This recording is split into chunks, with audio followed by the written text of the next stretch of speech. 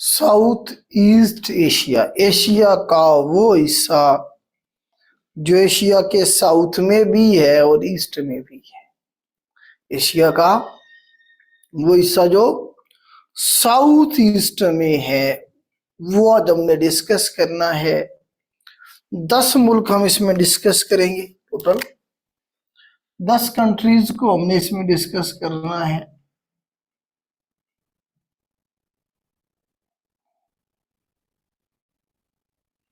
कितने कंट्रीज को डिस्कस करना है इसमें? 10 कंट्रीज को बेटा इसमें हमने डिस्कस करना है। वहीं से शुरू करेंगे हम जहां हमने आखिरी लेक्चर छोड़ा था। तो आखिरी लेक्चर कहाँ पे छोड़ा था हमने? अगर आपको याद आ रहा हो तो हमने कुछ इस तरह से इंडिया का मैप बनाया था, ये सारा ऐसे करके, और यहीं पे हमने बनाया था बांग्लादेश।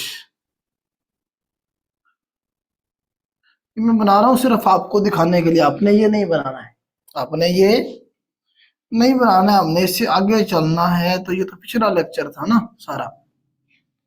ऊपर यहाँ हमने भूटान बनाया था, फिर आगे चल के यहाँ नेपाल बनाया था। ये सारा ऊपर कौन सा मुल्क था हमारे पास? चाइना था। ये कौन सा मुल्क था? तो ये सारा चाइना था। तो वैसे ही बना ले, इससे आगे चलना है हमने, इससे आगे चलना है। तो शुरू करता हूं मैं यहीं से, ये वाला जो पोर्शन है यहाँ से।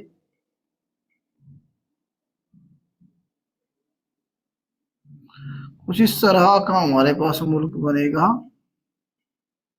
और इसका नाम है हमारे पास, ये नीचे हमारे पास स्पेस जरा कम बचेगी तो मुझे ये मैप दोबारा से बनाना पड़ेगा और छोटा करके बनाना पड़ेगा। इसे मैं अरेज करता हूँ।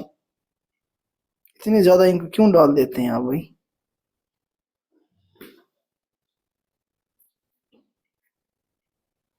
मैं मैप थोड़ा सा दोबारा बनाता हूँ क्योंकि ये मैप जो है हमें थोड़ा सा छोटा करके बनाना पड़ेगा, और ताकि नीचे जो कंट्रीज हैं वो हमारे बन सके। चले, तो हमने यहाँ बनाया था कुछ ऐसे करके, इंडिया सारा ये, और ये बांग्लादेश था,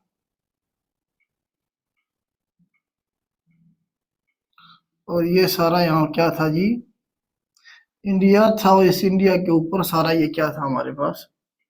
चाइना है। ये वाला जो कंट्री है सारे का सारा क्या है हमारे पास? चाइना है। ठीक है, इसके नीचे हमने बनाना है। तो मैं यहीं से शुरू कर रहा हूँ, आपने भी यहीं से बनाना शुरू करना है। जिस तरह से हमारे पास जो कंट्री बनेगा, पहले वाला बनाए जरा, यहाँ से आपने बनाना शुरू करना। पीछे वाले के साथ, लास्ट लेक्चर के साथ इसलिए जोड़ दिया ताकि आपको समझ आए कि हमने लास्ट टाइम क्या बनाया था। ये है जी हमारे पास म्यांमार, जिसे हम बर्मा कहते हैं, जिसे हम बर्मा कहते हैं। पाकिस्तान में बहुत सारे बर्मी आबाद हैं, क्योंकि जब ये कभी इंडिया का हिस्सा हुआ करता था, कभी बर्मा जो था हिंदुस्तान का हिस्सा था। तो इसीलिए यहाँ के लोग आपको कराची में मिलेंगे बड़ी तादाद में, जो बर्मी हैं कराची में मिलेंगे आपको बड़ी तादाद में।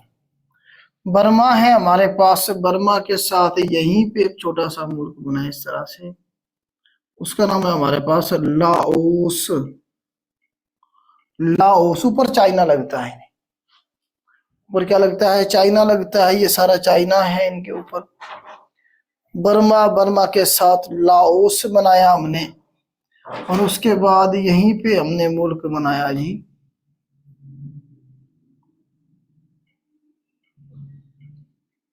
इस तरह से, ये नीचे की तरफ ले जाए। ये हमारे पास है थाईलैंड। थाईलैंड, थाईलैंड, थाईलैंड के साथ यहीं पे मुल्क बना ले। ये है जी हमारे पास कंबोडिया। और ये जो जगह रह गई है यहाँ पे, ये सारा मुल्क है हमारे पास वियतनाम।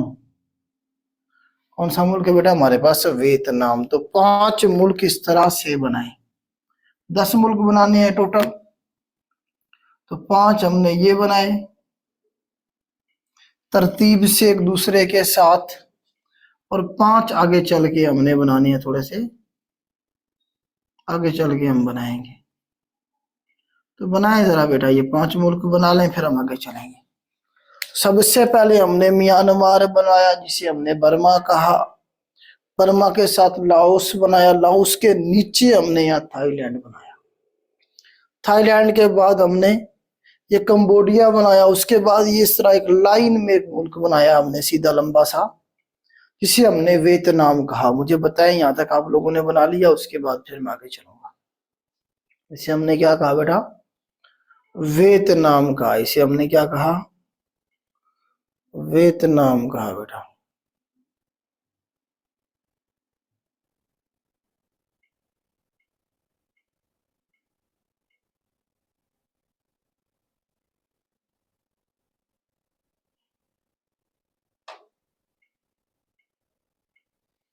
ठीक हो गया बेटा, यहां तक अगर आप लोगों ने बना लिया है तो ठीक है। उसके बाद फिर हम आगे चलते हैं। थोड़ी सी मैं लाइन इसकी बना रहा हूं, तो आप देख रहे हैं ना, पतली सी, ये बनाना जरूरी है। इसके नीचे यहीं पे हमारे पास जो मुल्क है ना बेटा, उसका नाम है हमारे पास, इस तरह से करके बना लें, जिसका नाम है हमारे पास मलेशिया। मलेशिया, माले, माले, मलेशिया।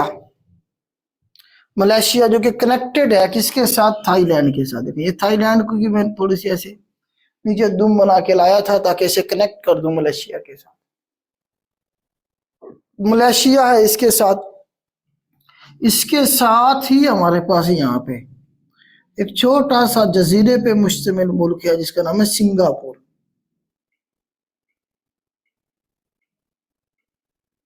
सिंगापुर, सिंगापुर मलेशिया के थोड़ा सा इधर साइड पे करके बनाइएगा। क्या नाम है बेटा इसका? सिंगापुर है, सिंगापुर। पढ़ेंगे इनके बारे में, यहाँ जो जो चीजें हैं सारी डिटेल में डिस्कस करेंगे। पहले मैप बना लें। सिंगापुर के बाद बेटा यहीं पे बना एक जजीरा, ऐसे करके एक जजीरा बनाए, आइलैंड, जिसका नाम है हमारे पास सुमात्रा। Sumatra island. सुमात्रा के बाद इसके साथ ही यहीं पे बनाए, इसका नाम है हमारे पास जावा आइलैंड।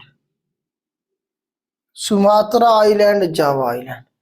यहीं पे एक और जो है ना जी, बड़ा सा जजीरा बनाए, एक और बड़ा सा जजीरा बनाए। इन्हें कनेक्ट ना करना एक दूसरे के साथ, कुछ है। मैं इसे कैमरा से घसोड़ रहा था इसे, आप इसे जावा को आप इधर से बना लें ऐसे करके। ये जावा हो गया, ये सुमात्रा हो गया, और ये हो गया बर्नियो, BRNEO, बर्नियो आइलैंड। 3 बड़े जजीरे बनाए हमने यहाँ, सुमात्रा आइलैंड, बर्नियो आइलैंड, और साथ में हमारे पास क्या है जी? Java island. ये तीनों क्या है हमारे पास? रेड मार्क कर दे मुझे। ये तीनों क्या है हमारे पास? इंडोनेशिया है। तो ये जो सारा ये 3 बड़े आइलैंड मैंने बनाए हैं, इनके क्या नाम है बेटा? इंडोनेशिया। क्या नाम बनेगा बेटा इसका? इंडोनेशिया बनेगा। इंडोनेशिया याद रखिएगा। हमारे पास इंडोनेशिया में हमने 3 बड़े आइलैंड बनाए हैं, जिसमें से जो एक है हमारे पास वो सुमात्रा है, एक बर्नियो, एक जावा। इनमें से सब में से जो बड़ा बनाया मैंने, बर्नियो बनाया है। तो इंडोनेशिया है ये सारे का सारा, और भी बहुत सारे जजायर हैं इसमें शामिल, लेकिन 3 मेजर हैं। चलो एक और यहाँ बना लें। यहाँ हमारे पास हो जाएगा सुमात्रा, जावा, और बस 3 ही बहुत है, 3 ही बहुत है। ठीक हो गया। तो कितने मुल्क हो गए हमारे पास? म्यांमार हो गया, एक लाओस हो गया, एक थाईलैंड 3, एक वियतनाम 4, एक कंबोडिया 5, एक मलेशिया 6, एक सिंगापुर 7, और इंडोनेशिया 8। 8 हो गए, हमने कितने करने हैं? 10 करने हैं। उसके बाद यहीं पे एक मुल्क बनाया छोटा सा ऐसे बर्नियो के अंदर, बर्नियो के अंदर ही एक मुल्क है जिसका नाम क्या है जी हमारे पास, जिसका नाम है हमारे पास ब्रुनाई दारुस्सलाम।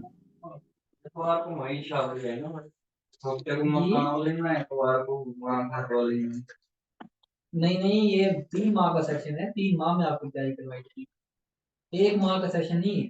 मैं आपको बार बार बता रहा हूँ कि 4,000 पर मंथ की है। हाँ जी, 3 माह का सेशन है, कंप्लीट सेशन की जो फी है वो 12,000।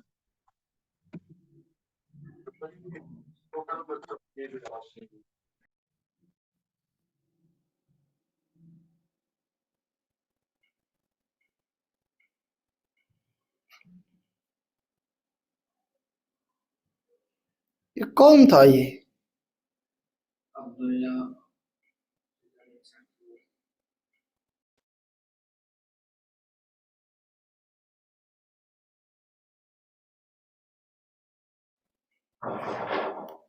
जी बेटा, आवाज का इशू है।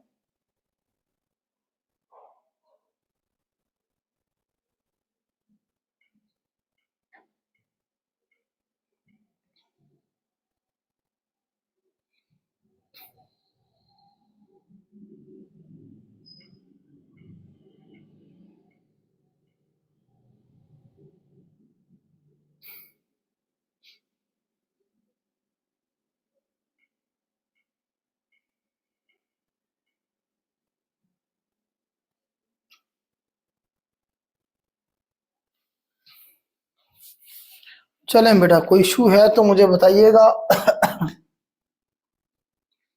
चलें, तो ये हमारे पास सुमात्रा आइलैंड, ये जावा और ये बर्नियो। चलें, इसे मैं अरेज करके दोबारा से सेट करके बना देता हूँ, क्योंकि नीचे मैं समझ रहा है शायद नीचे से जो है ना नजर नहीं आ रहा है। नीचे से भी आपको नजर आ रहा है, काफी जगह है हमारे पास। तो ये हमारे पास जो है ना जी क्या है, सुमात्रा है। देखिए नीचे से नजर आ रहा है सही करके। ये हमारे पास जावा है और ये है जी हमारे पास बर्नियो आइलैंड। जिस तरह से बना ले जरा इसे, ठीक है। और इसमें यहाँ पे हमने ब्रुनाई बनाया। कौन सा मुल्क बनाया बेटा? ये हमने ब्रुनाई दारुसलाम, ब्रुनाई, बर्नियो आइलैंड के अंदर हमने बनाया। ब्रुनाई कंट्री का नाम है, और ये क्या है? इंडोनेशिया है, इंडोनेशिया है। 9 हो गए। 10वां जो मुल्क है यहाँ पे जजीरों पे मुश्तमिल है, और जिसका नाम है जी हमारे पास फिलिपाइन। फिलिपाइन, फिलिपाइन जो है ना जजीरों पे मुश्तमिल मुल्क है। तो इस तरह से हमारे पास 10 मुल्क पूरे हो गए। अब इसमें जरा समंदर देखें। ये सारा बे ऑफ बंगाल है, ये सारा क्या है जी हमारे पास बे ऑफ बंगाल है। और कौन सा सीट है यहाँ पे इंडिया के साथ? कोई बताएगा मुझे यहाँ पे कौन सा ओशन है? ये जो ओशन है हमारे पास यहाँ पे, इनके जरा हमने नाम देखने हैं, क्योंकि यहाँ बहुत सारे सवाल बनेंगे। आज आपको मैं ईस्ट चाइना सी और साउथ चाइना सी के जो अमेरिका की और इशू चल रहे हैं चाइना के, वो भी जरा आपको बताऊंगा। तो ये सारा बेटा समंदर है। तो जो आज हमने पढ़ना है, ये वाले 10 कंट्रीज के बारे में पढ़ना है, जिन्हें हम साउथ ईस्ट एशिया के कंट्रीज कहते हैं। आसियान कंट्रीज भी इन्हीं को ही कहते हैं हम। आसियान ऑर्गेनाइजेशन है जो इन मुल्कों ने मिलकर बनाई हुई है। वो आसियान को हम एंड पे डिस्कस करेंगे। इसे मैं अब रेस कर रहा हूं, पिछले लेक्चर के साथ करेक्ट हो गया ये वाला पोर्शन। ये जो बनी हुई है हमारे पास यहाँ बे बनते हैं, इस बे का नाम है bay of Bengal. Bay of Bengal जो कि दुनिया की सबसे बड़ी बे है। ये बांग्लादेश है, तो यहां से आप याद रख सकते हैं बांग्लादेश से बे ऑफ बंगाल। बे क्या होती है ऑलरेडी मैं आपको पढ़ा चुका हूं। ये पानी की ऐसी शेप होती है जिसके तीन साइडों पे लैंड होती है, इधर भी लैंड है, इधर भी लैंड है, इधर भी लैंड है, एक साइड पे पानी है। तो ये क्या है, हमारे पास बे है। गल्फ का जब मुंह बड़ा हो जाएगा, साइज बड़ा हो जाएगा, तो वो क्या बनेगी, हमारे पास बे बनेगी। बे का जब मजीद मुंह बड़ा हो जाता है तो वो हमारे पास बाइट बन जाती है। बाइट का जब मजीद उसका जो वाया है, मुंह जो है बड़ा हो जाएगा, तो वो हमारे पास बीच बन जाती है। तो ये हमारे पास बे ऑफ बंगाल है। तो इसे मैं अवरेज कर देता हूं क्योंकि हमने इधर लिखना भी है साथ साथ। तो अब आपको ये समझ आ गई कि हमने पिछले लेक्चर के साथ इसे किस तरह से कनेक्ट किया है। और यहाँ हमारे पास जो सी है, ये वाला पोर्शन आज हमने पढ़ना है। तो ये साउथ ईस्ट एशिया है सारा, और इसका ये ईस्ट वाली, ये जो वेस्ट वाली साइड है यहाँ पे, साउथ ईस्ट एशिया की ये वेस्टर्न जो साइड है, यहाँ पे हमारे पास कौन सा सी लगता है बेटा, ये हमारे पास इंडियन ओशन मौजूद है हमारे पास। और यहाँ जो सी है उसका नाम है हमारे पास अंडमान सी। अंडमान सी जो है यहाँ हमारे पास सी है, और जो ओशन है वो कौन सा जी, हमारे पास इंडियन ओशन है। वो सी जो होता है किसी ना किसी ओशन का हिस्सा होता है, आपको ऑलरेडी मैं बता चुका हूं। अब ये जो सारा हमारे पास ये ओशन है ईस्टर्न साइड पे, साउथ ईस्ट एशिया के ईस्टर्न साइड पे जो सी है, इसका नाम है जी हमारे पास पैसिफिक। ये हमारे पास पहले ओशन को देख लेते हैं। पैसिफिक ओशन है, और यहाँ पे ये जो सी है सारे का सारा, ये है हमारे पास साउथ चाइना सी। क्योंकि ये सारे का सारा क्या है, हमारे पास चाइना है। यहां से शुरू हो रहा था ये चाइना सारा, ये जा रहा है ऐसे ऊपर की तरफ। तो चाइना के साउथ में है तो साउथ चाइना सी कहेंगे इसे। चाइना के क्या है बेटा, साउथ में है, तो इसे ओशन को, सी को कहेंगे साउथ चाइना सी। और ओशन की बात करेंगे तो सारा ये क्या है, पैसिफिक ओशन है।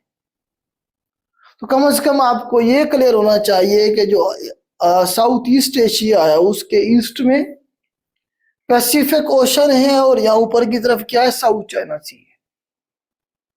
जबकि वेस्टर्न साइड में हमारे पास क्या है, बे ऑफ बंगाल तो है। अगर ओशन का पूछे तो इंडियन ओशन है, सी का पूछे तो यहाँ अंडमान सी बन रहा है। तो ये वो रीजन है जो आज हमने पढ़ना है, जिसके बारे में सवाल बनते हैं। तो यहाँ हमारे पास कुछ सवाल ये जो बनते हैं वो जहाँ स्ट्रेट्स देख लेते हैं कुछ, उसके बाद हम इन कंट्रीज को वन बाय वन डिस्कस करेंगे। तो यहाँ पे देखिए पानी की तंग पट्टी बन रही है, ये वाली पानी की तंग पट्टी बन रही है। तो ये कैसे, यहाँ पे हमारे पास क्या बनेगी, स्ट्रेट बनेगी। ये जो पानी की तंग पट्टी होती है, दो लैंड मासेस को जो सेपरेट कर रही होती है, उसे हम क्या कहते हैं, स्ट्रेट कहते हैं। यहां जो स्ट्रेट बन रही है उसका नाम है मलाक्का स्ट्रेट। मलाक्का स्ट्रेट कहेंगे इसे, हम क्या कहेंगे बेटा, मलाक्का स्ट्रेट कहेंगे। ये दुनिया की सबसे लंबी स्ट्रेट है, longest straight in the world. दुनिया की सबसे लंबी स्ट्रेट जो है मलाक्का स्ट्रेट है। कितनी है इसकी लेंथ, इसकी लेंथ है 800 किलोमीटर। 800 किलोमीटर जो है ना बेटा, इसकी लेंथ है मलाक्का स्ट्रेट की। और ये दुनिया की सबसे लंबी स्ट्रेट है, दुनिया की ये सबसे लंबी स्ट्रेट है, और इसकी लेंथ कितनी है, 800 किलोमीटर है। अब ये देखें ये किसे किसे मिला रही है और किसे किसे जुदा कर, देखें कैसे बना ले चले। यहाँ तो है ही है ना, इसे आगे ऊपर की तरफ भी ले जाए, चले इसे ऊपर की तरफ भी ले जाए। इसे ये रास्ता है, बेसिकली समुद्री रास्ता है ये। मलेशिया एक साइड पे, एक साइड पे सुमात्रा, सुमात्रा का मतलब इंडोनेशिया। तो आप कह सकते हैं कि मलाक्का स्ट्रेट जो है ये सेपरेट कर रही है मलेशिया को इंडोनेशिया से, इंडोनेशिया को सेपरेट कर रही है मलेशिया से, मलाक्का स्ट्रेट। और किसे किसे कनेक्ट कर रही है, ये इंडियन ओशन ही है। एक जहाज इंडियन ओशन से घुसेगा, पैसिफिक ओशन में पहुंच जाएगा। तो आप कह सकते हैं ये कनेक्ट कर रही है इंडियन ओशन को पैसिफिक ओशन के साथ। कभी कभी वो ओशन का नहीं कहता, सी का कह देगा आपको। तो अंडमान सी है यहाँ पे इंडियन ओशन में, और साउथ चाइना सी है, ये सारा जो फिलिपाइन है ये साउथ चाइना सी में है। तो ये कनेक्ट कर रही है इंडिया अंडमान सी को साउथ चाइना सी के साथ, पैसिफिक ओशन को इंडियन ओशन के साथ, सेपरेट कर रही है मलेशिया को इंडोनेशिया से। दुनिया की सबसे लंबी स्ट्रेट है। और यहां से आप देखें चाइना की सारी तिजारत यहीं से होती है। चाइना के साथ यह हम कल के लेक्चर में पढ़ेंगे Japan, north Korea, south Korea, फिर रशिया, इन सारे मुल्कों की तिजारत यहीं से होती है। ये लाइफ लाइन है चाइना के लिए, रशिया के लिए, कोरिया के लिए, इनका सारा कुछ, इनका इवन चाइना का तेल भी यहीं से जाता है। चाइना जो इंडस्ट्री चला रहा है, जो जहाजों में तेल डालता है, वो भी सारे इधर से ही जा रहा है। अगर इसे बंद कर दिया जाए, चोक कर दिया जाए, तो चाइना मफलूज होके रह जाएगा। हालांकि चाइना इसके लिए काम कर रहा है, इसी को असल में बाईपास कर रहा है चाइना, या बाईपास करना चाह रहा है चाइना इस मलाक्का स्ट्रेट को। और वो क्या बना रहा है यहाँ पाकिस्तान में, क्या बना रहा है, पाकिस्तान में सी पैक बना रहा है। देखें यहाँ हमने बनाया था इंडिया, ये बांग्लादेश। चल आगे थोड़ा सा बताता हूं। बांग्लादेश, ये इंडिया, ये नजर आ रहा है, ये पाकिस्तान, ये पाकिस्तान। अब देखें, अब चाइना का यहां से जहाज चलेगा साउथ चाइना सी में, फिलिपाइन का मतलब है अमेरिका, यहां अमेरिका बैठा हुआ है और वो चाइना को रोकने की कोशिश कर रहा है। किसी वक्त भी ये रास्ता बंद कर सकता है। यही ताइवान भी बैठा है, ताइवान में भी अमेरिका बैठा हुआ है। ऊपर जापान है, जापान में भी अमेरिका बैठा हुआ है। अच्छा, ये यहां से जहाज गुजर भी आया फर्ज करने। एक तो अमेरिका का इन मुल्कों में भी असल सुख है, इंडोनेशिया में, मलेशिया में भी। दूसरा ये इंडिया है, इंडिया आपको पता है आजकल अमेरिका की गोद में है। तो जब ये जहाज यहां से गुजरेगा, इंडिया भी तो दुश्मन है ना चाइना का, यहां से गुजर के इधर आएगा, उसे यहां से गुजरना पड़ेगा। तो यहां से इंडिया भी रास्ता बंद कर सकता है। तो चाइना इस सारे रास्ते को, जो कि 10,000 किलोमीटर का रास्ता है और कम से कम 40 दिन का सफर है ये, अगर यहां से एक जहाज या कंटेनर यहां आना चाहे तो जो दिन लगेंगे वो तकरीबन 40 दिन लगेंगे। और जो सफर बनता है 10,000 किलोमीटर का बनता है। 10,000 किलोमीटर पे जो फ्यूल लगेगा वो अलग है। चाइना क्या कर रहा है, यहीं से ये सी पैक बना रहा है। क्या कर रहा है, या काशगर से शुरू करेगा, वो काशगर से शुरू करके गवादर तक। और ये सफर कितना है, 3,000 किलोमीटर। कहां 10,000 और कहां 3,000। तो असल में वो इस साउथ चाइना सी को या इस मलाक्का स्ट्रेट को वो बाईपास कर रहा है। फिर यहाँ रश लगा रहता है, एक जो जहाज है वो कई कई दिनों तक यहाँ फंसा रहता है। तो चाइना क्या कर रहा है, सी पैक बना रहा है ताकि यहाँ से डायरेक्ट ना इंडिया की टेंशन रहे, ना अमेरिका की, ना बाकी मुल्कों की। सफर भी कम हो जाए, पैसे भी बच जाए। सिर्फ चाइना इतना बड़ा है तो चाइना का अगर कोई सामान यहाँ बंद रहा है तो उसे यहाँ लाना पड़ेगा बाय रोड, अपने मुल्क में से तो वो ले जा सकता है ना। या वो कर रहा है, चाह रहा है कि जो उसकी इंडस्ट्री है वो इस साइड में शिफ्ट हो जाए, वेस्टर्न साइड में। तो इस तरह से जो है ना ये सी पैक बन रहा है और ग्रेट गेम चल रही है। सवाल भी पिछले दिनों पूछा गया था कि सी पैक जो है ये अल्टरनेट है चाइना के लिए, किस चीज का, मलाक्का स्ट्रेट का। उसे बाईपास करना चाह रहा है ताकि उधर जाना ही ना पड़े, हमें सिर्फ एक मुल्क को मैनेज करना पड़े, बस पाकिस्तान को थोड़े बहुत पैसे देंगे, बाकी हमारा काम चलता रहे। तो ये थोड़ा सा मैंने आपको बताया, इसे मैं रेज करता हूं, अपने टॉपिक पे वापस आ रहे हैं।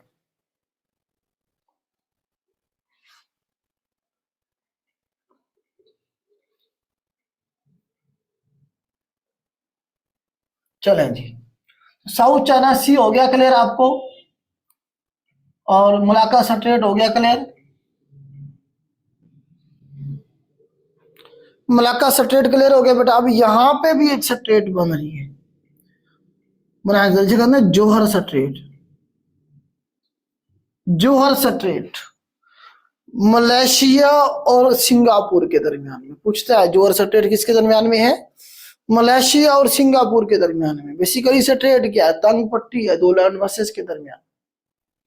तो मलेशिया और सिंगापुर के दरमियान में जोहर स्ट्रेट है। फिर यहां भी एक स्ट्रेट बन रही है, ये कहते हैं हम सुंदस स्ट्रेट। सुंदस स्ट्रेट ये सुमात्रा और जावा के दरमियान में बन रही है। ये इंडोनेशिया ही है, ये सारा इंडोनेशिया ही है। बर्नियो आइलैंड का बेशतर हिस्सा जो है वो इंडोनेशिया का हिस्सा है। कुछ यहां से कुछ हिस्सा जो है ये मलेशिया के पास है, यहां से कुछ हिस्सा है जो मलेशिया के पास है। बर्नियो आइलैंड का कुछ हिस्सा मलेशिया के पास है, कुछ में ब्रुनाई अलग से मुल्क है, बाकी जो बचेगा वो इंडोनेशिया का है। ब्रुनाई जो आइलैंड है, जजीरा जो है, दुनिया का तीसरा बड़ा आइलैंड है। लिख लेना, ब्रुनाई जो है हमारे पास क्या है बेटा? ये दुनिया का third largest island in the world. दुनिया का सबसे बड़ा आइलैंड ग्रीनलैंड हमने पढ़ा था। दुनिया का दूसरा बड़ा आइलैंड इसके नीचे पड़ेंगे हम, यहाँ ओशिनिया में, ऑस्ट्रेलिया के अंदर, Papua new Guinea. Papua new Guinea is second largest island in the world. और दुनिया का तीसरा बड़ा आइलैंड ये बर्नियो आइलैंड है। दुनिया का चौथा बड़ा आइलैंड मैंने आपको बताया है, कौन बताएगा मुझे? Fourth largest island in the world कोई बताएगा मुझे आप में से? जी हाँ जी, मडगास्कर के बारे में हमने पढ़ा था। मडगास्कर चौथा बड़ा आइलैंड था। तो ये थोड़ा सा मैंने आपको बताया। साउथ चाइना सी की जंग चल रही है सुपरमेसी की। चाइना कहता है ये मेरा है, अमेरिका कहता है कि नहीं आपका नहीं। अमेरिका फिलिपाइन को कहता है आपका वो मेरा है। यहीं पे ताइवान पढ़ेंगे हम कल, यहीं पे ताइवान भी बैठा हुआ है, अमेरिका का पिट्ठू है वो, अमेरिका ही समझे उसे। ताइवान कहता है साउथ चाइना सी मेरा है। यहाँ पे बहुत सारे डिस्प्यूटेड आइलैंड्स हैं जिनके बारे में हम पढ़ेंगे कल के लेक्चर में। तो कुछ इस तरह से यहाँ हमारे पास बनेगी ये सारी सिचुएशन। अच्छा, यहीं पे हमारे पास एक और मुल्क भी है जिसका नाम है East Timor. East Timor, TIMUR, East Timor. बना ले जरा, एक और कंट्री बना ले ईस्ट तैमूर। ईस्ट तैमूर भी बना ले। तो पहले चले ईस्ट तैमूर को ही देख लेते हैं, या पहले बर्मा से शुरू कर लेते हैं। चले बर्मा से शुरू करते हैं, डेंग दे ले बर्मा। बर्मा जो है इसे हम क्या कहते हैं? हम म्यांमार। म्यांमार जो है इसका पूरा नाम क्या था? बर्मा था। 1989 में इसका नाम तब्दील किया गया। जो म्यांमार है इसका पुराना नाम बर्मा था, 1989 में इसका नाम तब्दील किया गया। इससे पहले ये बर्मा ही कहलाता था और ये हिंदुस्तान का हिस्सा था।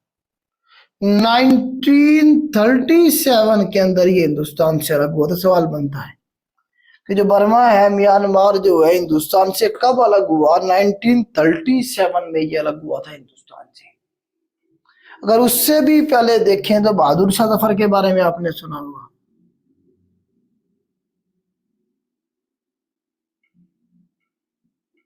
बहादुर शाह जफर कहाँ दफन है? रंगून में दफन है। रंगून कहाँ पे है? बर्मा के अंदर है। रंगून कहाँ है? बर्मा के अंदर है। तो बहादुर शाह जफर हिंदुस्तान का आखिरी मुगल बादशाह जो था, जब वो जंग हारा था तो उसे रंगून में लाके कैद किया गया था। क्यों? क्योंकि उस वक्त जो बर्मा था, रंगून जो था, हिंदुस्तान का हिस्सा था। तो यहाँ पे इसे कैद किया गया और यहीं पे ये मरा था। 1862 के अंदर ये मरा था और रंगून में ही ये दफन है। 87 साल इसकी एज थी जब ये मरा। 87 ईयर्स का था ये बूढ़ा बुजुर्ग जब ये मरा। तो 1862 की ये बात है, 1862 में ये मरा था और रंगून में ही दफन है। तो रंगून की तारीख जो है इतनी पुरानी है।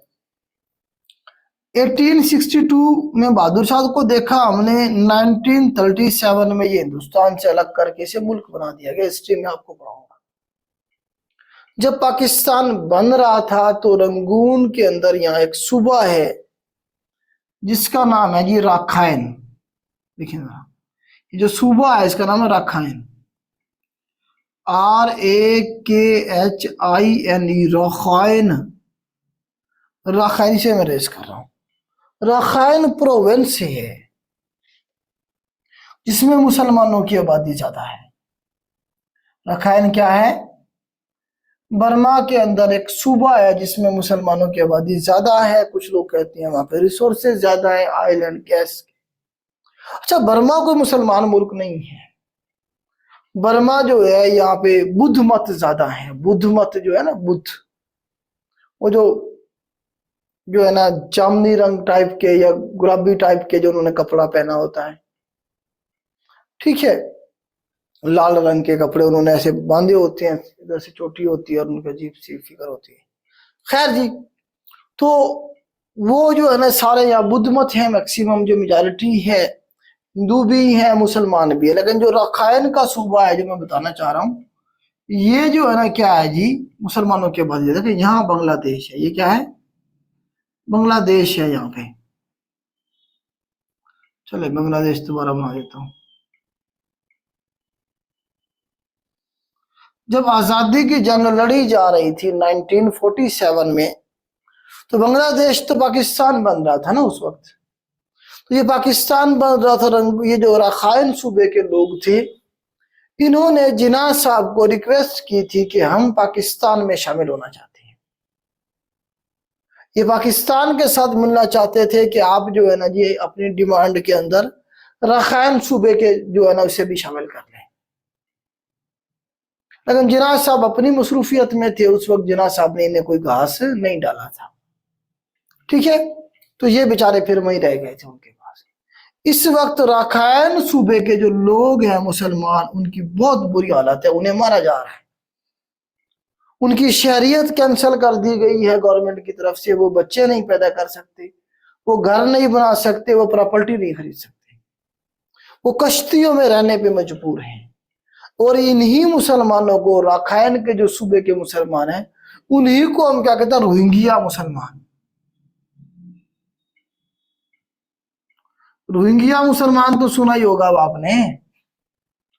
रोहिंग्या मुस्लिम्स बेसिकली राखाइन सूबे के रहने वाले हैं जिन पे जुल्म हो रहा है। आपने सुना होगा हमारे जो मौलवी हजरात हैं किसी ना किसी जुमे के अंदर जो है ना दुआ मांग रहे होते हैं कि अल्लाह मियां रोहिंग्या के मुसलमानों की मदद फरमा। हालांकि दुआ से काम आगे चला गया है। तो इस तरह से जो है रोहिंग्या मुसलमान बेसिकली राखाइन सूबा है, सबसे बड़ा सूबा है उनका, सबसे बड़ा मतलब मुसलमानों की आबादी वाला सबसे बड़ा सूबा है। तो वहां पे मुसलमानों की हालत है। खैर हम आगे चलते हैं। बर्मा को हम कहते हैं the land of golden pagodas. लिखें जरा, लैंड ऑफ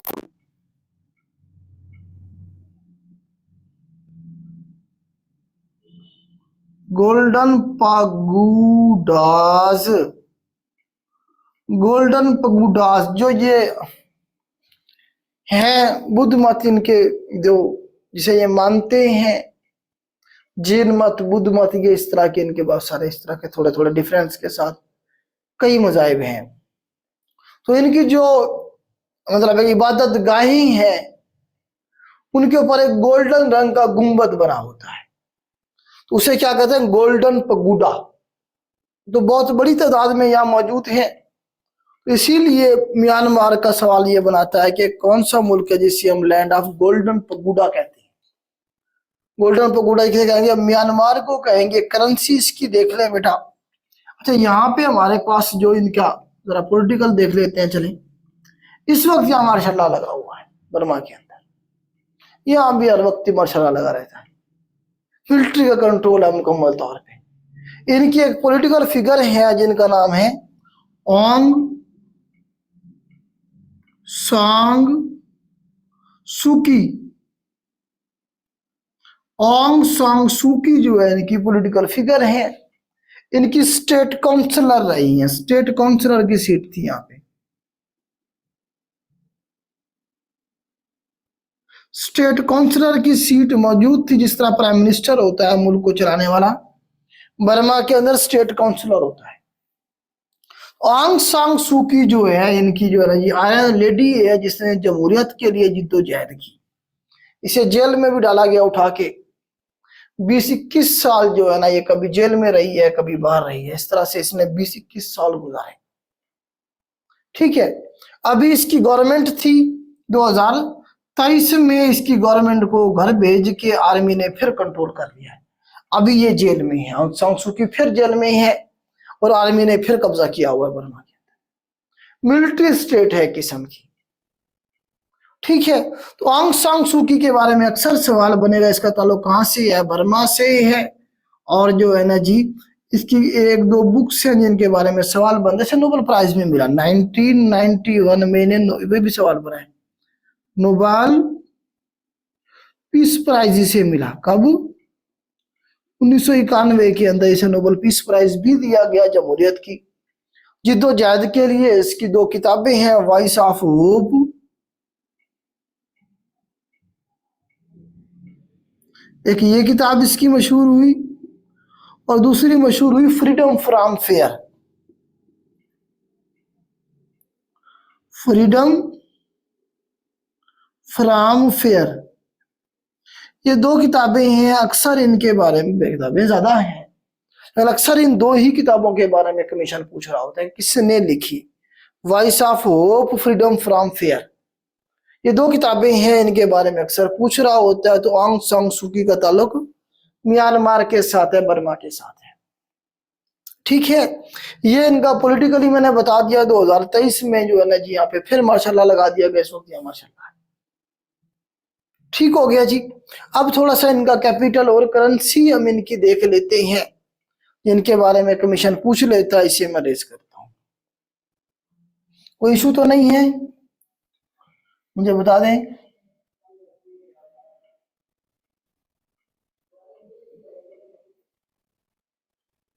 जी,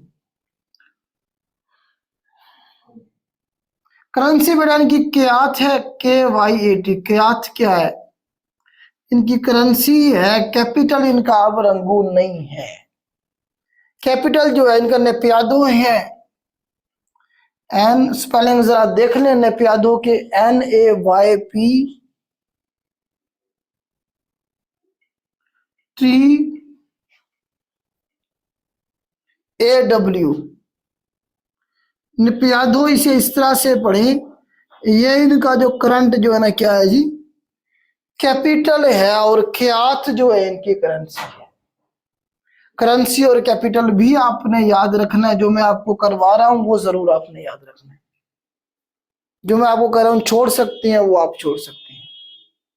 तो ये करेंसी हो गई, कैपिटल होगी। बर्मा की लोकेशन आपको समझ आ गई, बांग्लादेश को लगता है, यहाँ से ऊपर से इंडिया को लगता है, यहाँ से इंडिया को भी लगता है। ठीक है, इसे मैं रेज करता हूँ। आगे चलते हैं, हम जरा थोड़ा सा थाईलैंड और लाओस को देखते हैं। इसे मैं रेज कर देता हूँ।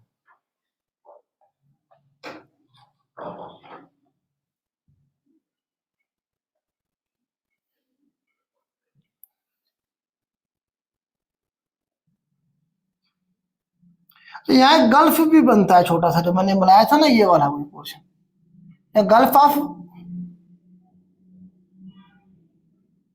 मर्तबान। गल्फ ऑफ मर्तबान भी बनेगा। ये जो म्यांमार के अंदर मैंने छोटा सा ऐसे अंदर की तरफ बनाया था, ये यहाँ पे गल्फ बनता है जिसका नाम है गल्फ ऑफ मर्तबान, जो इंडियन ओशन में बनता है और अंडमान सी में बनता है।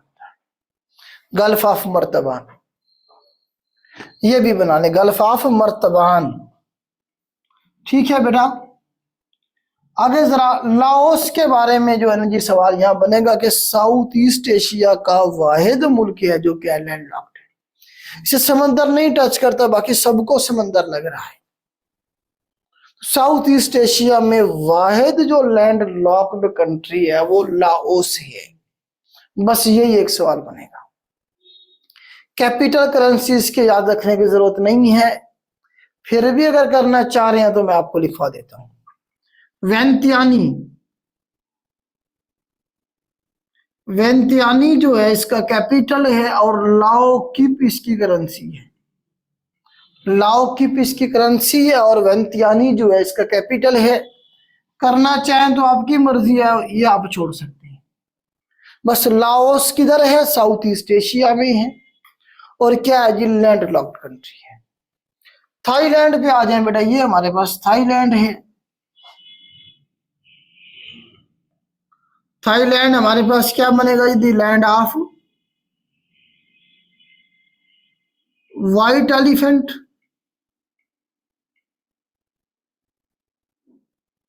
Land of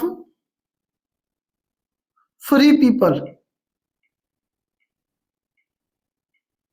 land of free people, land of white elephant किसे कहेंगे? हम थाईलैंड को कहेंगे। ये थाईलैंड है हमारे पास।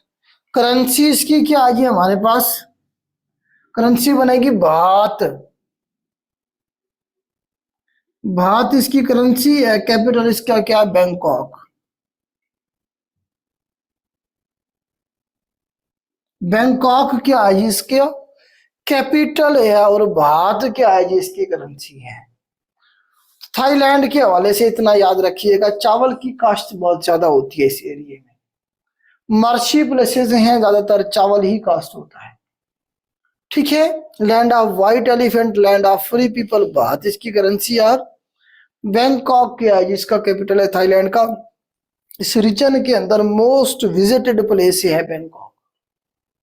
इस साउथ ईस्ट एशिया में सबसे ज्यादा जो विजिटेड प्लेस है वो बैंकॉक है। ठीक हो गया जी, बैंकॉक हो गया क्लियर। इसे बैंकॉक को वीनस ऑफ द ईस्ट भी कहते हैं। Venus of the east, east का वीनस भी कहेंगे इसे हम बैंकॉक को। ठीक हो गया। तो ये 5-7 सवाल है थाईलैंड के हवाले से। कंबोडिया के हवाले से 2-3 सवाल बनेंगे। फिर वियतनाम को देखेंगे, ज्यादा सवाल मलेशिया और इंडोनेशिया के हवाले से बनते हैं यहाँ। इसे मैं अरेंज कर रहा हूँ। लिख रहे हैं आप साथ साथ? स्पीड मेरी तेज तो नहीं है, कोशिश तो कर रहा हूं मैं स्लो स्लो जो है ना चलूं और आपको जो है ना चीजें क्लियर होती चली जाए।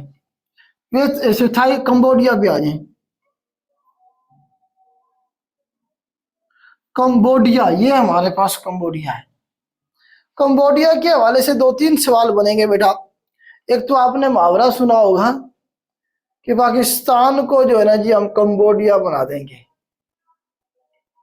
अमेरिकी कहते थे कि पाकिस्तान को हम कंबोडिया बना देंगे। मतलब आप देखें कि वियतनाम वार का जो मतलब आप देखें, वियतनाम वार यहाँ हुई थी वियतनाम में, पढ़ेंगे अभी हम।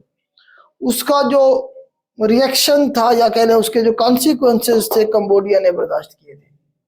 और वियतनाम में जंग हुई, बर्बाद कंबोडिया हो गया। वियतनाम तो हुआ ही हुआ ना, कंबोडिया ही बर्बाद हो गया। तो हमारा भी अफगानिस्तान में जंग हुई, अफगानिस्तान को बर्बाद किया। उसके जो आफ्टर शॉक्स थे वो पाकिस्तान पे आने थे और पाकिस्तान को कंबोडिया बनाने का पूरा प्लान था। तो पाकिस्तान ने समझदारी के साथ काम करते हुए अपना पल्लू बचाया और हमने अपने आप को स्टेबल रखा। हमारे मुल्क में दहशतगर्दी तो आई लेकिन कंबोडिया नहीं बन सके। खैर जी, तो कंबोडिया को हम डिस्कस कर रहे हैं। कंबोडिया का जो है ना जी हमारे पास एक तो सवाल बनता है यहाँ पे, वो जो एक मंदिर है जो सबसे बड़ा मंदिर कहा जाता है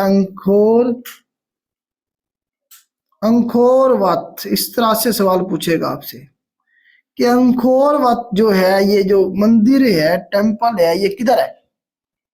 तो ये कंबोडिया के अंदर है। दूसरा जो है ना जिसका देखें कि कंबोडियन लैंग्वेज जो है इसके सबसे ज्यादा अल्फाबेट हैं। ये भी सवाल बना है। 74 है। कितने हैं? 74। सबसे ज्यादा अल्फाबेट रखने वाली लैंग्वेज जो है कंबोडियन लैंग्वेज है। ठीक है। और उसके बाद इसका कैपिटल देखिए हमारे पास PHONM, प्योंग। प्योंग इस तरह से इसके स्पेलिंग है। प्योंग प्योंग के ये क्या है? इसका कैपिटल, इसका कैपिटल भी करना है आपने, छोड़ना नहीं है। प्योंग प्योंग इसका क्या है? कैपिटल है। करेंसी जो है इसकी रियाल है। रियल पढ़ने से रियाल पढ़ लें। करेंसी क्या है? जिसकी रियाल है। प्योंग प्योंग इसका कैपिटल है कंबोडिया का। अंकोर वत जो है ना जी हमारे पास ये टेम्पल है यहाँ पे मशहूर, सबसे बड़ी जो है ना जी अल्फाबेट रखने वाली लैंग्वेज। अच्छा, खिम्मर रोग भी कहते हैं इसे, खिम्मर रोग। तो खिम्मर रोग भी इसी को कहते हैं हम, कंबोडिया को। कंबोडिया को ही जो है ना हम क्या कहते हैं, खिम्मर रोग कहते हैं। ये भी ऐड कर लें। और इसका पुराना नाम था कंपूचिया, कंपूचिया से कंबोडिया।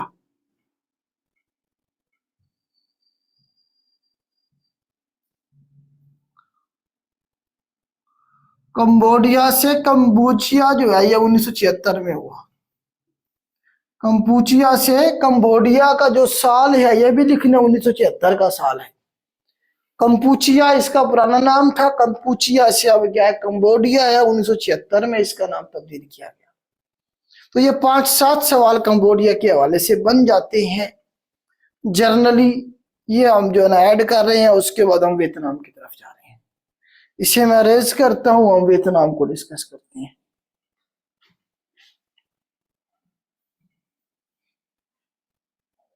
खिम्मर रोग भी पूछता है पेपर में कि किसे कहते हैं हम, कंबोडिया को कहते हैं।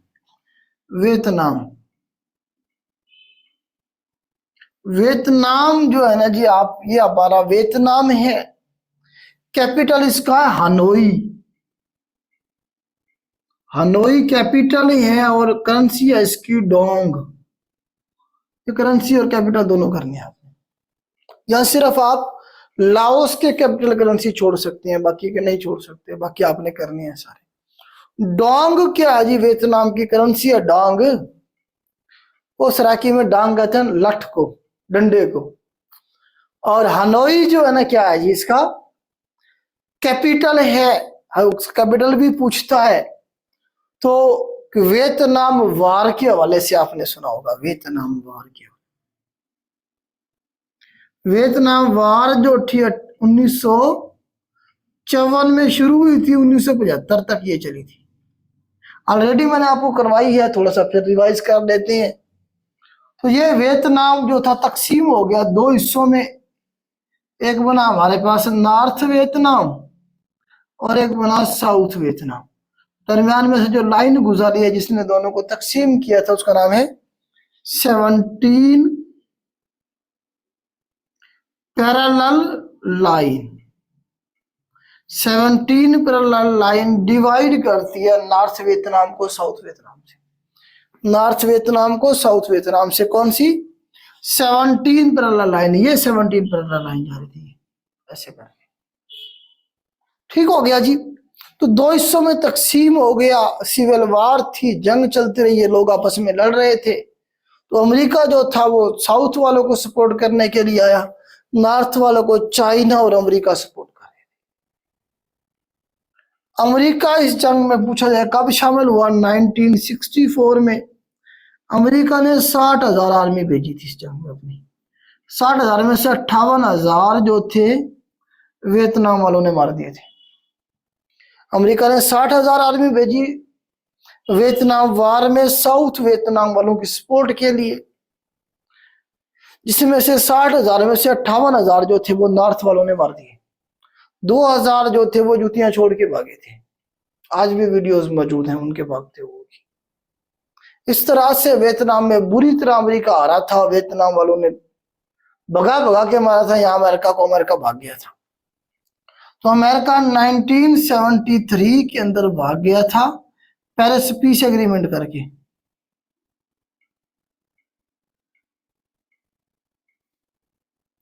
पेरिस पीस एग्रीमेंट करके 73 में अमेरिका यहां से निकल गया। ये दोनों सवाल बने हैं कि अमेरिका वियतनाम वार में इंटर कब हुआ था और निकला कब था। पेरिस पीस एग्रीमेंट करके 1973 में अमेरिका भाग गया था और फिर 75 में जाके खत्म हुई है जंग। नॉर्थ वियतनाम और साउथ वियतनाम की 75 में जंग खत्म हुई है। 76 में फिर ये दोनों इकट्ठे हो गए। ये भी सवाल बनाया है कि वियतनाम जो था ये यूनिफाई कब हुआ, इकट्ठा कब हुआ। 1976 की ये बात है। तो ये वियतनाम के हवाले से थोड़े से सवाल बनेंगे। उम्मीद करता हूं क्लियर हो गया होगा। अब यहाँ एक दरिया बनाना है हमने, इसे मैं अरेज करता हूं। इसमें हमने एक दरिया बनाना है जिसका नाम है हमारे पास मेकंग रिवर, जिसे हम मदर ऑफ द रिवर भी कहते हैं।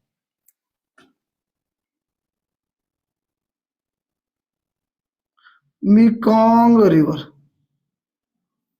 मेकंग रिवर को ही ये यहां से निकल रहा है, ऐसे ऊपर से ये निकल रहा है। कहां से? हिमालय रेंज से निकल रहा है। ये भी हिमालय रेंज से ऐसे ऐसे ले जाए, इसे ले जाए बॉर्डर। देखें बॉर्डर बनवाए बर्मा के दरमियान, मतलब म्यांमार और लाओस के दरमियान में इसने ऐसे बॉर्डर बनाया। फिर लाओस और थाईलैंड के दरमियान में इसने बॉर्डर बनाया। फिर यहां से ऐसे निकल जाएगा, ये आगे जाके गिरेगा कहां पे? साउथ चाइना सी में या फिर पैसिफिक ओशन में। 4350 किलोमीटर इसकी लेंथ है। लेंथ याद रखने की जरूरत नहीं है, ठीक है। बस ये याद रखना है, मेकंग रिवर को कहते हैं mother of the river. Mother of the river, mother of the river किसे कहेंगे हम? मेकंग रिवर को कहेंगे। तो ये साउथ ईस्ट एशिया का सबसे बड़ा दरिया है। साउथ ईस्ट एशिया का सबसे बड़ा दरिया है, हिमालय रेंज से निकला। कहां जाके गिरा ये? पैसिफिक ओशन में या फिर साउथ चाइना सी में कहेगा वो। पैसिफिक ओशन कहेगा या फिर साउथ चाइना सी कहेगा, यहां जाके गिरता है। मेकंग रिवर क्लियर हो गया आपको? मेकंग रिवर के हवाले से याद रहेगा, बताएं मुझे। फिर उसके बाद हम आगे मलेशिया की तरफ चलते हैं। यहां तक बता दें मुझे, अरेज कर दूं इसे। चले जी आगे चलते हैं, मलेशिया को थोड़ा सा डिस्कस करते हैं। बहुत सारे सवाल यहां से बनेंगे, फिर हम आगे चलेंगे।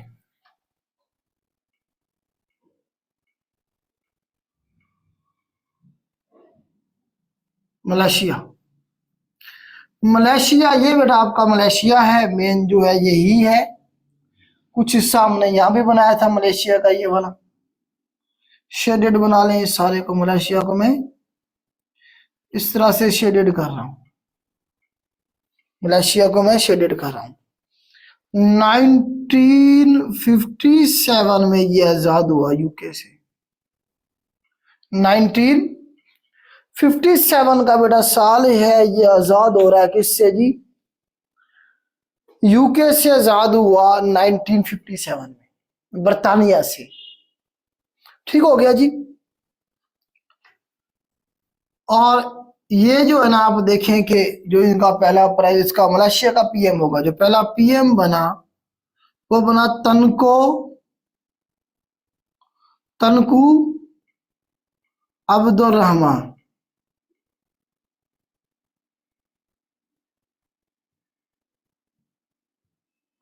तनको अब्दुल रहमान साहब जो थे इनके पहले प्राइम मिनिस्टर बने थे।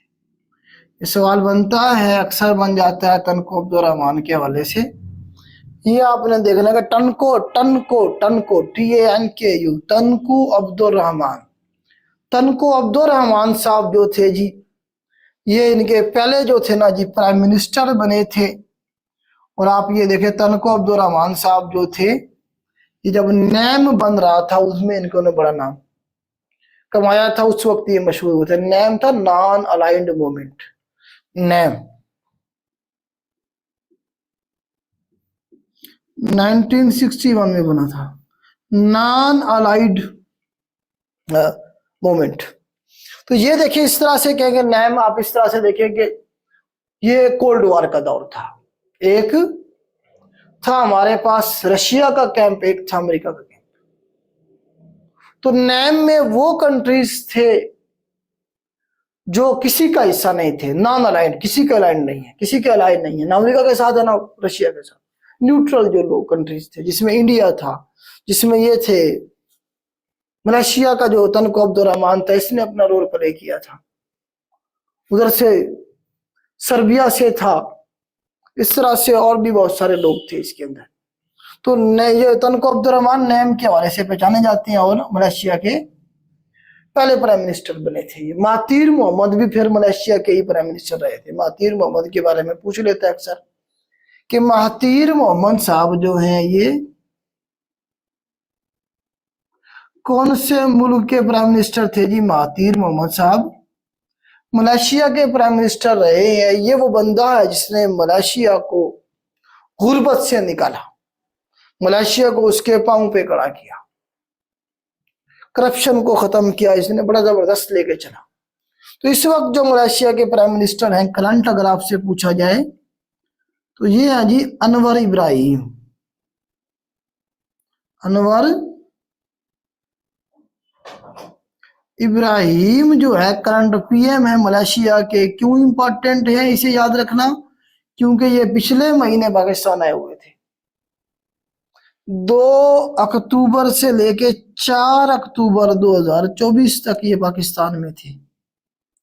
ये पाकिस्तान आए थे, पूरा वफद लेके पाकिस्तान के साथ ताल्लुक अच्छे करने की कोशिश कर रहा है।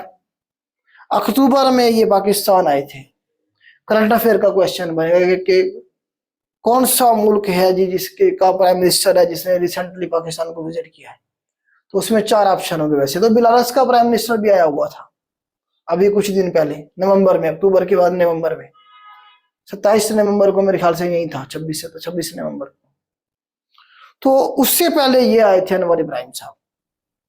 क्यों? क्योंकि हम क्या करते हैं, जो खुर्दनी तेल है, जो हम खाने वाला तेल है, सोयाबीन ऑयल जो है, ये सारा कुकिंग ऑयल, ये मैक्सिमम हम यहाँ से मलेशिया से लेते हैं। इंडोनेशिया और मलेशिया से हम ले रहे हैं खुर्दनी तेल जो है। ऑयल के जितनी प्रोडक्ट्स हैं हम मलेशिया और इंडोनेशिया से ले रहे हैं। पेपर जो हमारा आ रहा है, जो हम लिख रहे हैं, वो सारा मलेशिया से आ रहा है। तो आपको पता है हम खुद तो कर कुछ नहीं रहे, बाहर से मंगा रहे होते हैं सारी चीजें। तो उन्हें बिजनेस का बेनिफिट है मलेशिया को, इसलिए फिर वो ताल्लुकात अच्छे रखने की कोशिश की जा रही होती है। तो ये तो पॉलिटिकली था। अच्छा, इनका एक प्राइम मिनिस्टर था ना, अजलान शाह भी गुजरा है। अजलान से मैं रेज कर देता हूँ, अजलान शाह भी इनका एक प्राइम मिनिस्टर गुजरा है। Azlan Shah,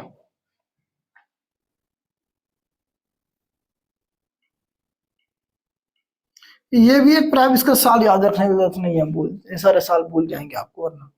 Azlan Shah hockey tournament होता है।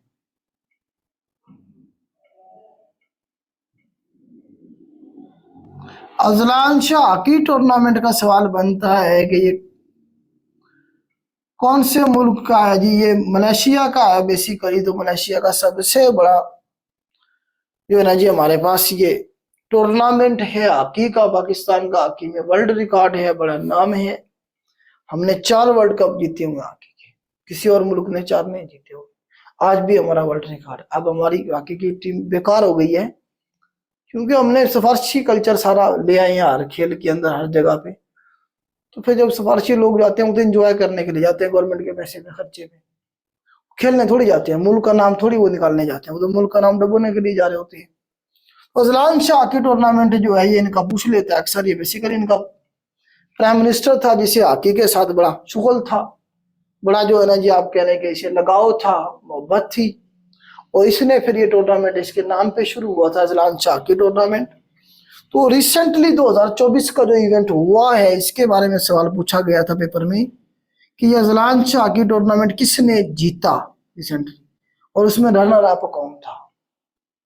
तो जीतने वाला जो था जापान था, और रनर अप जो था वो पाकिस्तान था।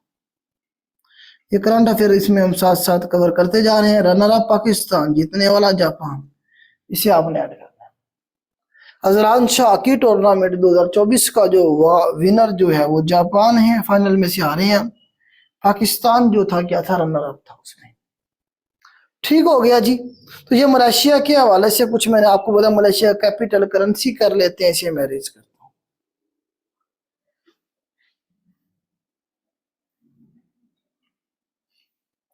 सबस्ट्रेट हमने पहले देख ली है। कैपिटल जो है मलेशिया कुआलालंपुर है।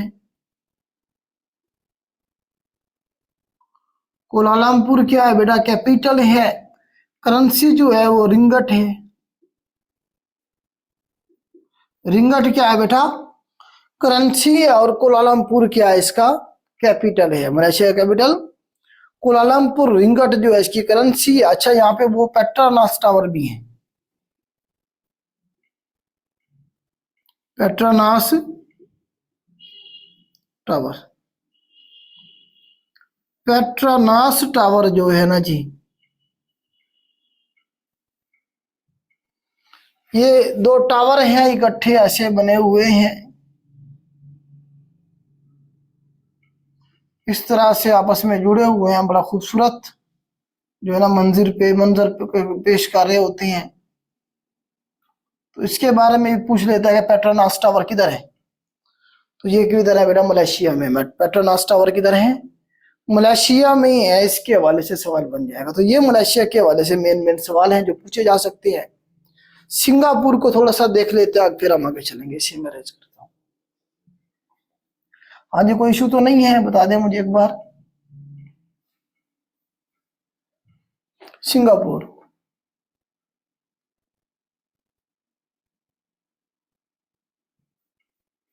कोई इशू तो नहीं है बेटा, क्लास स्मूथ चल रही है।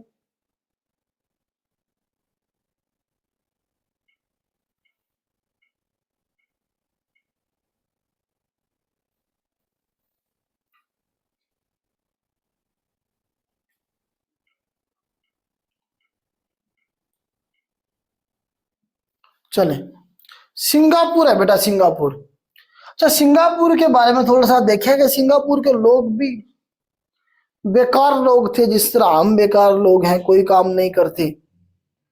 तो इसी तरह से सिंगापुर वाले भी गरीब लोग थे, बेकार लोग थे। तो इन्होंने मिन्नतें की किसकी, मलेशिया की। मलेशिया को रिक्वेस्ट की कि हजूर आप हमें अपने साथ रख लें। मलेशिया ने कहा चलो ठीक है, तरस खाया इन पे, सिंगापुर वालों पे तरस खा के उसे अपने साथ शामिल कर लिया। कब की बात है ये, 1963 की बात है। मलेशिया से रिक्वेस्ट की सिंगापुर वालों ने कि जी आप हमें अपने साथ शामिल कर लें। तो मलेशिया ने तरस खाया और अपने साथ शामिल कर लिया। लेकिन मलेशिया के हालात भी कुछ अच्छे नहीं थे उस वक्त ना। तो सिर्फ 2 सालों में 1965 में मलेशिया वालों को लगा के यार ये हमारे पर क्या है, बोझ है।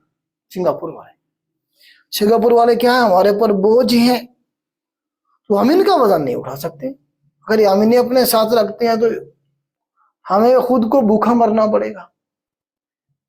तो मलेशिया वालों ने अपने पार्लियामेंट से मंजूरी लेने के बाद 1965 में सिंगापुर को इन्होंने अपने मुल्क से बाहर निकाल दिया। पहले खुद ही अपने साथ रखा था, ठीक 2 सालों के बाद इन्होंने सिंगापुर को निकाल दिया अपने से बाहर। ये सवाल बनता है पेपर में कि सिंगापुर कब अलग हुआ मलेशिया से, 1965 में। कब इसमें शामिल हुआ था, 1963 में। अब ये अलग हो गया। अब जो है ना सिंगापुर वाले को गुस्सा आ गया। उन्होंने कहा अच्छा, हमारी इतनी बेइज्जती कि हमें जो है ना तुमने खुद ही निकाल दिया। लोग आजादी हासिल करते हैं, जिद्दोजहद करते हैं, और तुम हमें खुद ही निकाल रहे हो। कोई मसला नहीं है, हम अपने पांव पे खड़ा होंगे। और फिर सिंगापुर वालों ने अपने पांव पे खड़ा होके दिखाया। इस वक्त सिंगापुर जो है वो एशियन टाइगर है। इस पूरे रीजन के अंदर सबसे तरक्की याफ्ता, सबसे ज्यादा पर कैपिटा इनकम, सबसे ज्यादा एशियन टाइगर कहा जा रहा है अभी से, सबसे ज्यादा अमीर तरीन मुल्क जो है वो सिंगापुर है। अब मलेशिया उसके साथ ताल्लुकात अच्छे करने के लिए मिन्नतें करता है सिंगापुर वालों को कि जी मेहरबानी करें हमारे से, हमें भी कोई फार्मूला बता दें अमीर होने का। तो सिंगापुर वालों ने इतना जो है ना जी गैरत खाई, अपने आप को खड़ा किया। कैसे खड़ा किया, सिंगापुर में क्या है, कुछ भी नहीं है, ना तेल है ना गैस है, क्या है उनके पास, सिर्फ और सिर्फ उन्होंने क्या किया है, कंस्ट्रक्शन इंडस्ट्री को खड़ा किया। उन्होंने ऐसी ऐसी बिल्डिंग्स बनाई, होटल बनाए, लोगों को बुलाया, कहा आओ कारोबार करो, बिजनेस करो। अब पूरी दुनिया की बड़ी बड़ी कंपनियां किधर बैठी हुई है, अब सिंगापुर में बैठी, सिंगापुर पहुंची हुई है। तो सिंगापुर इस वक्त इस पूरे रीजन का अमीर तरीन मुल्क है। सबसे टॉप का जो इस पूरे रीजन के अंदर जो वीजा जा रहा है पहले नंबर पे, वो सिंगापुर का है। ठीक है, जापान को भी पीछे छोड़ दिया इन्होंने, इतना आगे चला गया है। तो सिंगापुर जो है ना जिस वक्त इसका जो कैपिटल है हमारे पास, वो छोटा सा है, लाहौर जितना। सिंगापुर सिटी इनका कैपिटल है। नहीं कभी पूछा जाएगा आपसे इनका कैपिटल, वो सिंगापुर सिटी है। अच्छा, फिर इसका वो पूछा जाएगा आपसे करेंसी, तो नहीं पूछी जाएगी, डॉलर है, वैसे इनकी करेंसी क्या है, डॉलर है। बस सिंगापुर के हवाले से जोहर सट रेट के बारे में पूछा जाएगा कि सिंगापुर और मलेशिया के दरमियान। दूसरा ये सवाल पूछा जाता है कब ये अलग हुए थे, या आजकल कोई मीटिंग होती है तो उसके बारे में पूछा, कहाँ हुई, सिंगापुर में। ठीक है, या जो है ना जिसमें आप एशिया पैसिफिक की मीटिंग अक्सर यही हो रही होती है सिंगापुर में। तो इस हवाले से करंटली या इस रीजन के अंदर तेजी से तरक्की करने वाला मुल्क, या सबसे ज्यादा पर कैपिटा इनकम रखने वाला, या अमीर तरीन मुल्क, इस तरह से सवाल बन सकता है, सिंगापुर है। तो ये सिंगापुर के हवाले से 2 लाइनों में थोड़ा सा मैंने आपको बता दिया। इसे मैं रेस करता हूँ, मलेशिया को हम डिस्कस करते हैं। हमें वो गैरत भी नहीं आती, हमें वो सिंगापुर वाली जो गैरत है वो भी नहीं आती है। इंडोनेशिया है जी नेक्स्ट हमारे पास। इंडोनेशिया, इंडोनेशिया ये इतने सारे जजायर हैं, 3 बड़े जजायर वैसे मैंने यहाँ लिखे हुए हैं, 3 नहीं 17,500 जजायर पे मुश्तमिल है। इंडोनेशिया तकरीबन 17,500 जजायर पे मुश्तमिल है, इसीलिए इसे क्या कहते हैं, largest archipelago, largest archipelago in the world. किसे कहेंगे हम, इंडोनेशिया को कहेंगे। ये सवाल बनता है बेटा, ये सवाल बनता है, largest archipelago in the world Indonesia हो जाएगा हमारे पास। ठीक है, लार्जेस्ट आर्कीपेलागो तकरीबन 17,500 जजायर पे मुश्तमिल है। फिर पूछते हैं इंडोनेशिया का सबसे बड़ा जजीरा कौन सा है। आपसे मैं पूछता हूँ इंडोनेशिया का सबसे बड़ा जजीरा कौन सा है, बताएं जरा मुझे, मैं देखता हूँ क्या बताते हैं आप जी। बताएं बेटा इंडोनेशिया का सबसे बड़ा जजीरा कौन सा है। हाँ जी, ब्रुनाई, क्या बात है, क्या बात है जी, क्या बात है।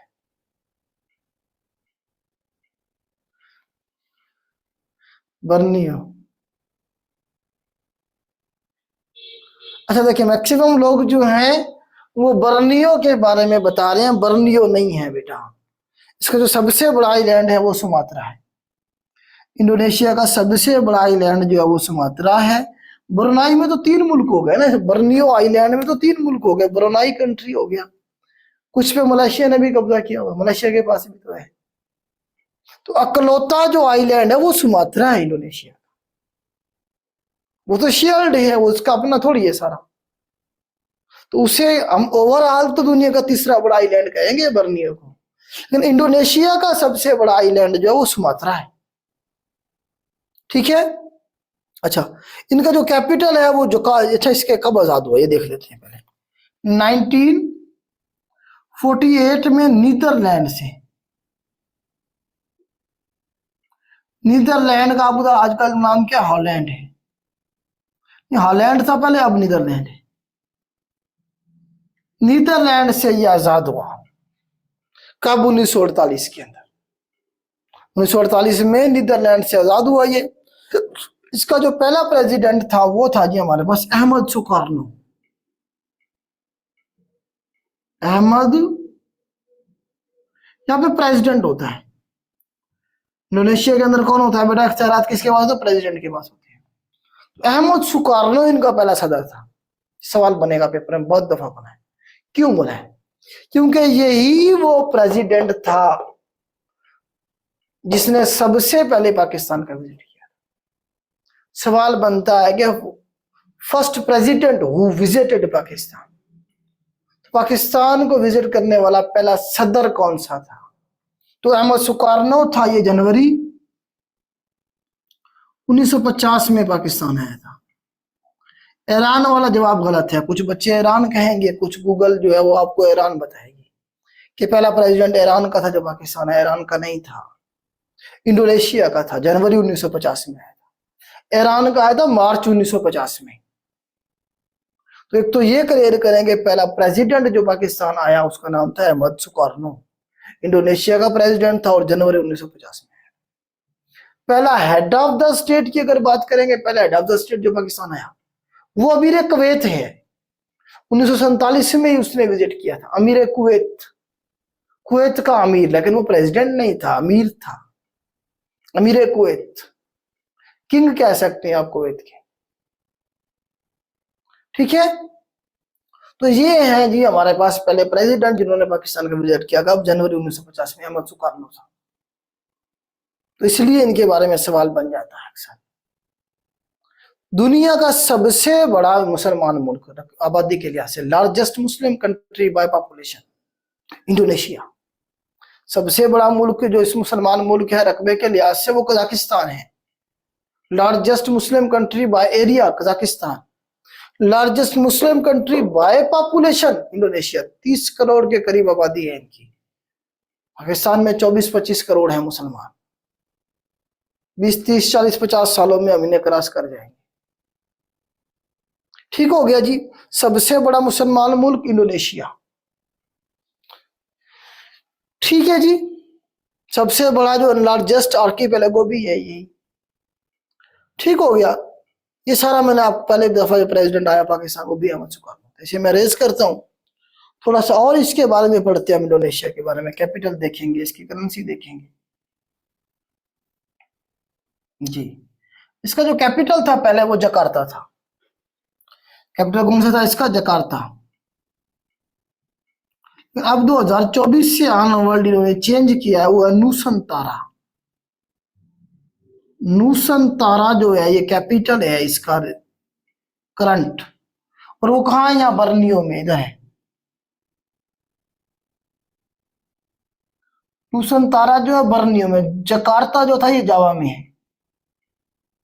जकार्ता जो था वो जावा के अंदर था। यहाँ अक्सर जो है ना जी जलजले आते रहते हैं, इस वजह से जो है ना जकार्ता को इन्होंने चेंज कर दिया, अब यहाँ ले गए बर्नियो में उठा के नूसंतारा को।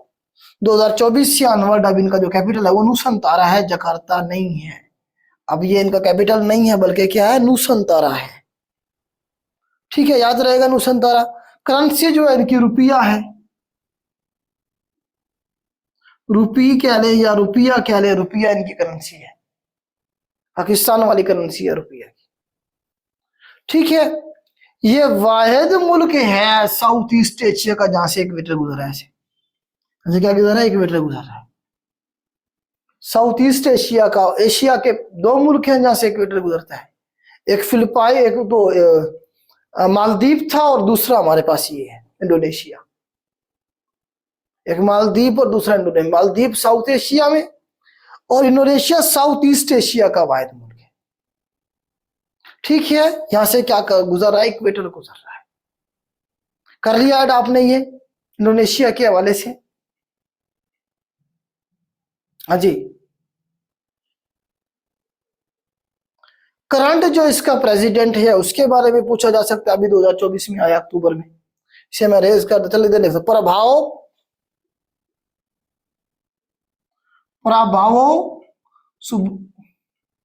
सुबास्तियान, इस तरह से बेटा ये करंट इनका प्रेसिडेंट है। जोको विडोडो चला गया, इससे पहले था जोको विडोडो।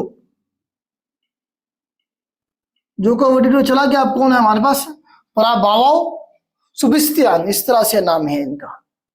ये करंट जो है ना इनके प्रेसिडेंट है, 2024 में आए, अक्टूबर 2024 में। ये चलेंगे आगे, तो एक दफा याद कर ले, याद रह जाएगा। अगले 2-3 साल तक आपने इम्तिहान देने हैं, तो ये जो है ना आपको याद रहेगा इंडोनेशिया का। तो ये थोड़ा सा इंडोनेशिया के बारे में मैंने आपको बताया। यहाँ पे हमने तकरीबन सारी चीजें डिस्कस कर ली है इंडोनेशिया के हवाले से। अब थोड़ा सा हम ब्रुनाई के बारे में पढ़ के फिलिपाइन को डिस्कस करते हैं, फिर हम आसियान को डिस्कस करेंगे। अच्छा, मैं आपसे पूछता हूँ एक सवाल कि आसियान में कितने मुसलमान मुल्क हैं? तो आप मुझे बता सकते हैं आसियान में कितने मुसलमान कंट्रीज हैं? आसियान नहीं चला, आसियान को छोड़ दें, आसियान हमने पढ़े नहीं अभी तक।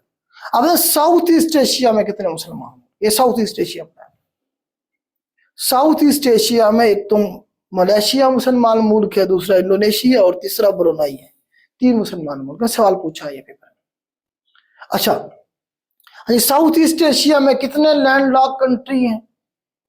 एक लैंडलॉक कंट्री है, कौन सा? लाओस। ठीक है, कितने जजीरों पे मुश्तमिल मुल्क है? आइलैंड पे मुश्तमिल मुल्क है। तो इस तरह भी पूछ सकते हैं आपसे, ये भी आइलैंड पे मुश्तमिल है, ये भी आइलैंड पे मुश्तमिल है, ये भी आइलैंड पे मुश्तमिल है, ये भी आइलैंड पे मुश्तमिल है। इस तरह से वो सवाल आपसे पूछ सकता है। ठीक हो गया जी, इसे मैं रेज करता हूं। इस तैमूर को भी हम थोड़ा सा एक दो सवाल इस तैमूर के भी बनते हैं, वो भी हम करते जाते हैं। और वो क्या बनते हैं जी यहाँ पे सवाल, ईस्ट तैमूर का देख लो जरा।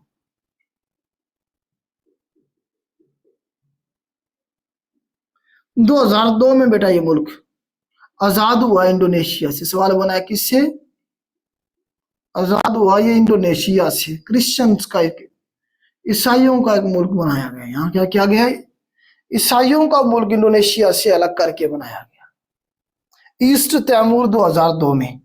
तो ये सवाल बना है इसका आगे, 20वीं सदी में आजाद होने वाला पहला मुल्क। 2000 जो था ना, ये 20वीं सदी शुरू हो गई है 2000 से, सन 2000 से 20वीं सदी शुरू हो गई। 2000 के बाद 2001, फिर 2002, फिर 2003। तो 20वीं सदी में सबसे पहले आजाद होने वाला मुल्क जो है वो क्या है हमारे पास,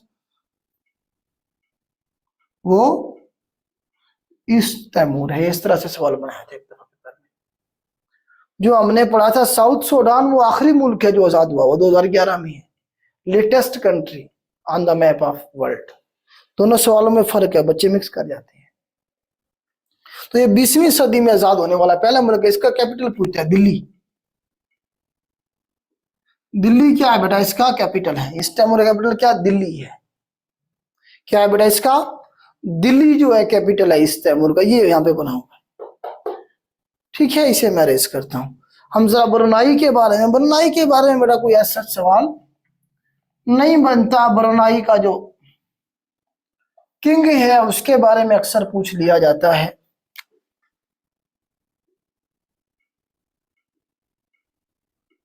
ब्रुनाई, ब्रुनाई का कैपिटल है हमारे पास बंदर श्री भगवान,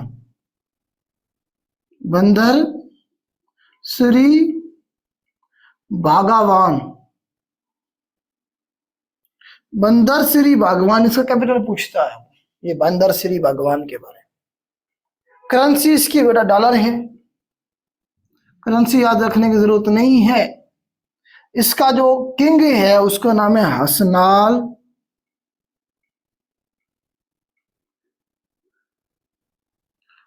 अल बालेक, हसनाल अल बालेक, इस तरह का ये नाम है। हसनाल याद कर रहे हैं, ये इसका किंग है करंट।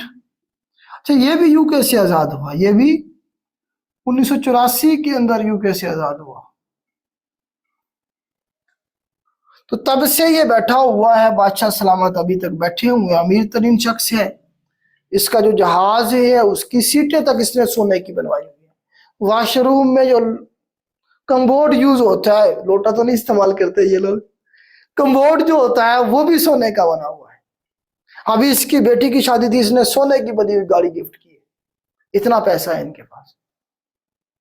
हसन हसनाल अलबैख अलबालिक, इस तरह से इसका नाम है। बस इसके बारे में ज्यादा सवाल नहीं बढ़ते। ब्रुनाई के बारे में कि कहाँ पे है, लोकेशन के बारे में पता होना चाहिए, और इसके कैपिटल के बारे में आपको पता होना चाहिए। ठीक है, हसनाल का नाम भी याद रख लेना। ये कंट्रोवर्शियल फिगर है, कभी ना कभी ऐसे खबरों में रहता है, हर वक्त क्रिटिसिज्म में ही रहता है। सबसे दुनिया का सबसे बड़ा महल इस बंदे का हसनाल का है। तो ऐसी हरकतें करेगा तो फिर खबरों में तो रहेगा। चलें जी, फिलिपाइन को देख लेते हैं, फिर हम इसे जो है ना, हम फिर एंड पे चल के हम आसियान को देखेंगे। फिलिपाइन,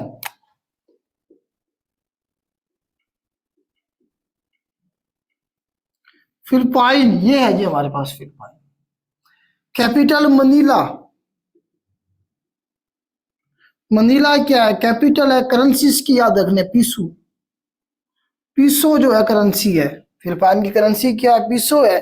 जजीरों पे मुश्तमिल मुल्क है साउथ चाइना सी में, पैसिफिक ओशन में। मनीला क्या है, इसका कैपिटल है। बस इसके हवाले से एडीबी का सवाल बनता है। ADB, Asian development bank. ADB किस चीज का एब्रिविएशन है, एशियन डेवलपमेंट बैंक। पूछा जाएगा कब बना, 1966 में बना। 68 इसके मेंबर कंट्रीज हैं, 68 इसके मेंबर कंट्रीज हैं। और ये 1966 में बना था एडीबी, एशियन डेवलपमेंट बैंक। क्या करता है? एशिया की डेवलपमेंट के लिए पैसे देता है। क्या करता है ये? एशिया की डेवलपमेंट के लिए पैसे देता है। इसका जो हेडक्वार्टर है वो मनीला में है। इसका जो हेडक्वार्टर पूछा जाता है बार बार, वो मनीला में है। इसका हेडक्वार्टर कहाँ है? हमारे पास मनीला में है। एडीबी का हेडक्वार्टर कहाँ है? मनीला में, फिलिपाइन में है। ये सवाल बनता है अक्सर। एडीबी एशियन डेवलपमेंट बैंक 1966 में बना, 68 मेंबर है। ठीक है, इसे मैं रेस करता हूँ। सिर्फ इसमें एशिया के मेंबर नहीं है, एशिया के अलावा भी बहुत सारे कंट्रीज हैं उनके इसके मेंबर हैं। अब जरा डिस्कस करते हैं हम आसियान।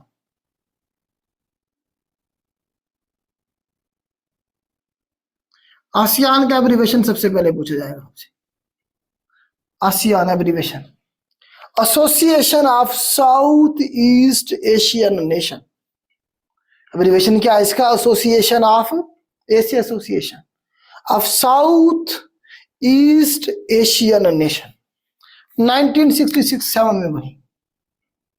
1967 में बनी। मेंबर्स कंट्रीज कितनी है? 10। ये वाले 10 इस तैमूर को छोड़ के, इस तैमूर को छोड़ के बाकी जो 10 मेंबर हैं कौन कौन से? 5 ये इकट्ठे हैं, Burma, Laos, Thailand, Vietnam, Cambodia. 5। छठा मलेशिया, 7वां इंडोनेशिया, 8वां ब्रुनाई दारुसलाम, 9वां हमारे पास फिलिपाइन और 10वां सिंगापुर।